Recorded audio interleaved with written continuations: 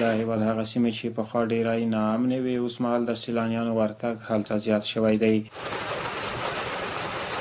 د میدان وردګ ولایت د جلریز ولسوالۍ د سنګلاخ ښکلې شنه دره چې د تیرو جګړو پر مهال هلته تګ راتګ ډېر ستونزمن و، اوس مهال دغه درې ته د هیواد له بېلابېلو ولایتونو څخه سیلانیان ورځي. سنګلاخ سیمه د سړو او پاکو اوبو د چینو په لرلو سره ځانګړی نوم او شهرت لري. په دغه سیمه کې د مڼو او نورو میوو سمسور باغونه شتون لري چې په وروستیو کې د ډېری سیلانیانو پاملرنه جلب کړې ده.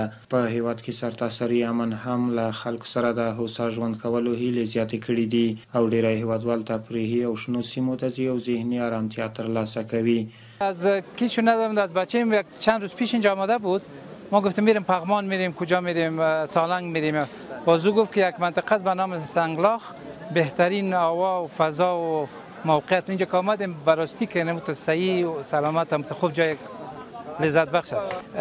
یک دره خوب است، هوای خیلی مناسب داره نسبت به پغمان، چه هوا این جای برای ما خوب یعنی مزه‌دار تمش. والله پیام ما میست که همه هموطنان ما از این جای استفاده کنند و وقت خوش بگذارند در وطن ما صلح و امنیت بیه که فعلا هست الحمدلله. مثال هایی که امارت اسلامی آمده خیلی مردم میاد به تفریح. ما هم شکر میکنیم که مردم افغانستان، مردم جان برکف ما، مجاهدین ما فهمید آزاد شدن، امریکا را دور کردن، خوب شد، آزادی شد. برای ما همینجا کار و بار برای کلگی جور شد. هموطنای ما بسیار ماشاءالله بیروبارشان زیاد هستند، خیلی مردم است اینجا، خیلی خوب مردم است، مردم خوب است. برای ما هم کمک میشه. یک کسی مالیات جور کردیم، یک جواز داریم از امارت اسلامی. همین زمینا کلگی شخصی است، همینجا کاروبار امام میشه، کاروبار ازیام میشه، سال ازیا کلگی تیر میشه. سنگلاخ په دې وروستي وختو کې بیخي ډېر مشهوره شوې ده. که درته ووایم مثلا له قندهار څخه او له دې لرې هلمند له دې ځایو څخه خلک راځي.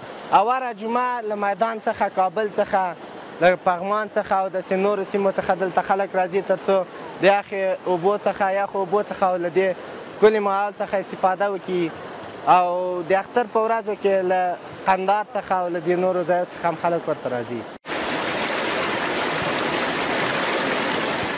میدان وردګ ولایت د هیواد له مرکزي ولایتونو څخه دی چې د نورو سیمو په پرتله یې هوا سړه ده. شنې او ښکلې درې لري چې د مڼو، ګیلاسو، زردالیو او نورو میوو سمسور باغونه پکې شتون لري.